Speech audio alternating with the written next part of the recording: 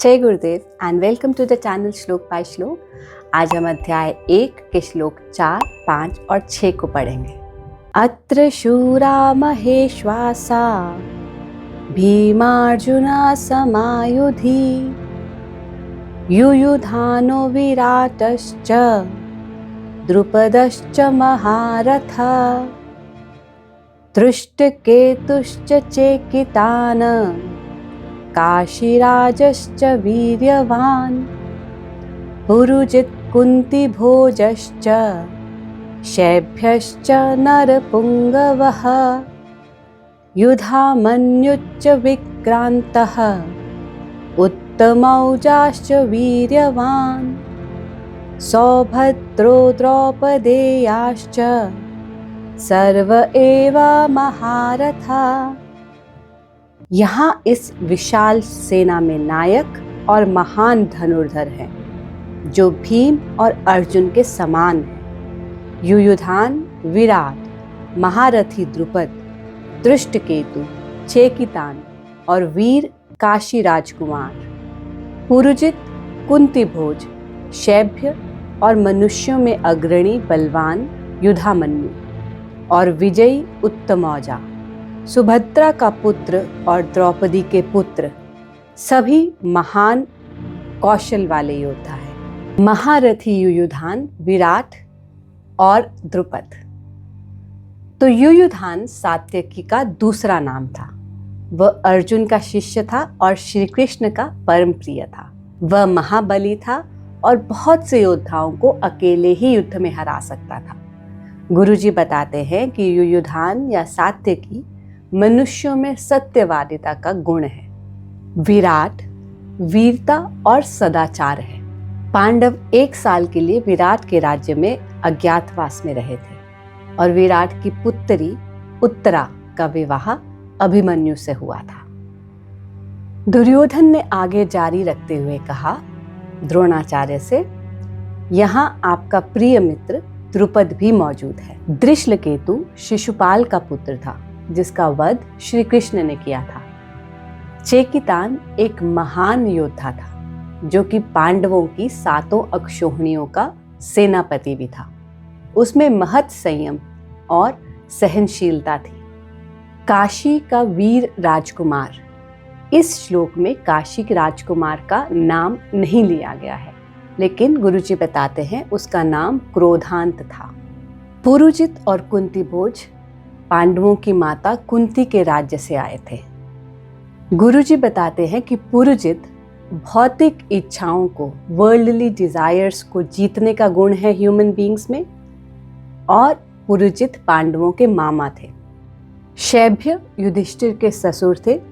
वे बेहद शक्तिशाली और एक महान चरित्र वाले इंसान थे।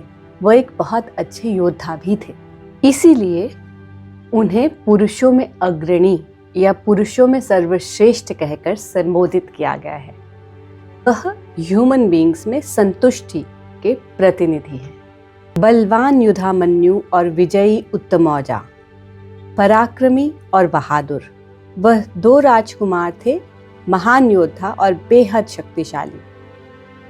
युधामन्यु निष्ठा और उत्तमौजा यथार्थता, निष्कपटता या ईमानदारी के प्रतीक थे। अभिमन्यु सुभद्रा का बेटा था। सुभद्रा अर्जुन की पत्नी एवं श्री कृष्ण की छोटी बहन थी। अभिमन्यु नेतृत्व और उत्कृष्टता का प्रतीक है।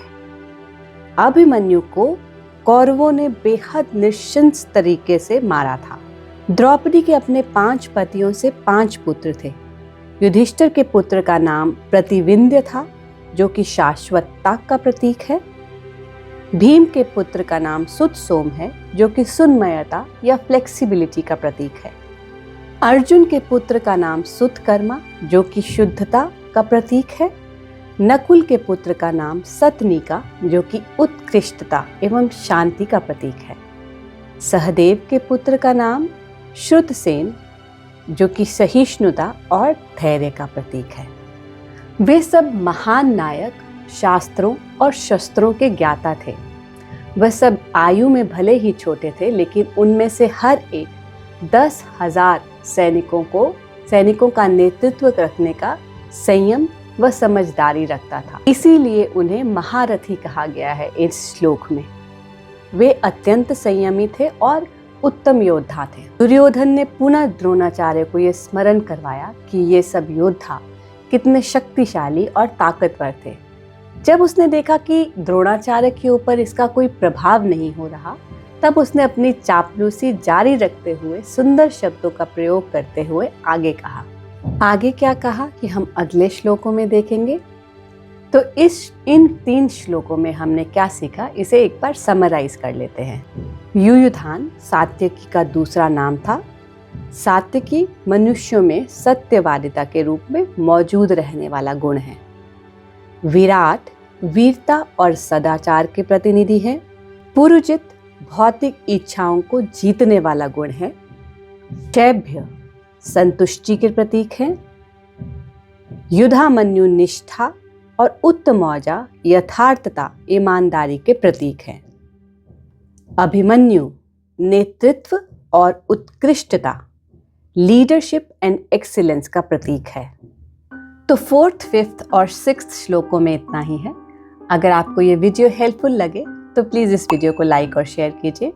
अगर भगवत गीता को प्रैक्टिकली समझने में आपकी रुचि है तो चैनल को सब्सक्राइब कीजिए। नेक्स्ट श्लोक के साथ फिर मिलेंगे। तब तक के लिए जय गुरुदेव।